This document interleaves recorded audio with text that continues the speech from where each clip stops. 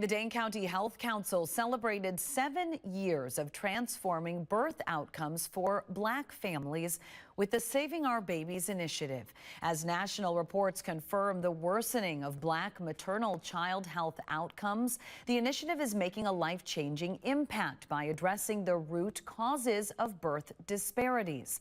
Since its start back in 2018, the initiative has performed more than 12,000 social determinants of health screenings for women across Dane County. 93% of births are at optimal gestational age. The same percent of infants are born at a healthy birth weight.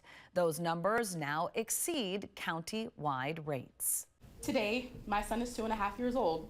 He has thrived beyond the infant mortality risk period that disproportionately affects Black babies.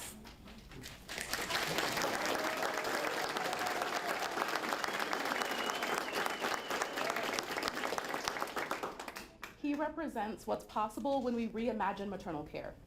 Every birthing person deserves this standard of care, regardless of race or circumstance.